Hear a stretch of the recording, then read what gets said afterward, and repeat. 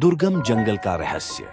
यह कहानी काल्पनिक है और मनोरंजन के उद्देश्य से लिखी गई है। गांव से कुछ मील दूर एक घना जंगल था जिसे लोग दुर्गम वन कहते थे। इस जंगल के बारे में एक प्राचीन कथा मशहूर थी। जो भी इस जंगल में रात बिताने जाता है वह वापस नहीं आता। लेकिन इस चेतावनी के बावजूद चार दोस्तों ने साहस जुटाकर जंगल में जाने का फैसला किया। अमन, निकिता, अर्जुन और सीमा ने तय किया कि वे जंगल में पूरी रात बिताकर पता लगाएंगे कि आखिर यहां ऐसा क्या है।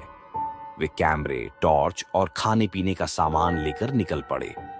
जंगल का रास्ता दिन में ही डरावना था। जैसे जैसे वे अंदर जाते गए, सूरज की रोशनी कम होती गई।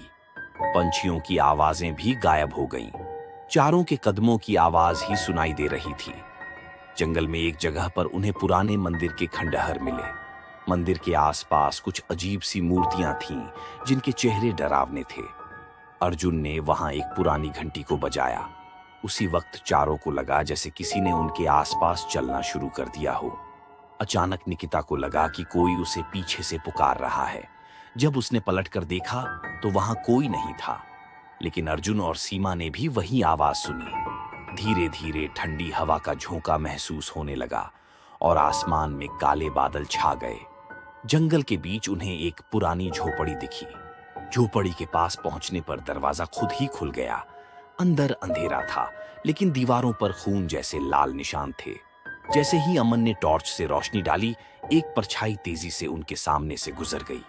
सीमा ने घबराकर कहा, हमें यहां से वापस चलना चाहिए। लेकिन अर्जुन ने मजाक उड़ाते हुए कहा, यह सब हमारे डर का वहम है। रात के 12 बजते ही अजीब घटनाएं शुरू हो गईं। झोपड़ी के पास एक पुरानी झील थी। झील के पानी में एक औरत की परछाई दिखी, लेकिन जब निकिता ने ध्यान से देखा तो औरत पानी के अंदर से उसकी तरफ देखने लगी। अचानक अमन जमीन पर गिर पड़ा। उसने कहा, कोई मेरे पैर खींच रहा है। चारों किसी तरह उसे खींचकर बाहर लाए। तभी एक जोरदार चीख गूंजी और झोपड़ी अपने आप जलने लगी। झोपड़ी के पास एक पत्थर पर कुछ लिखा था। अर्जुन ने पढ़ा, यह झोपड़ी रुद्रानी नाम की एक तांत्रिक की है जिसे गांव वालों ने जिंदा जलाया था। उसकी आत्मा अब बदला लेती है।